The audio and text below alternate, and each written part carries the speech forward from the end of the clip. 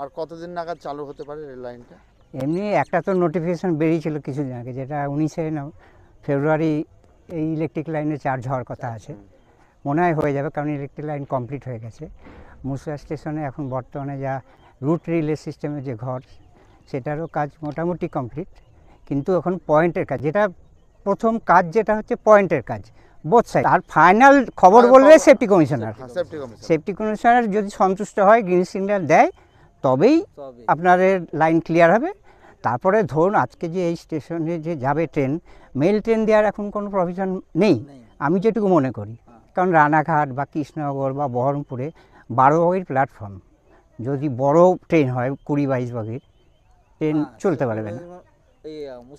মুর্শিদাবাদে 28টা বগি দাঁড়াতে পারে, বহরমপুরে অত বগি থাকা।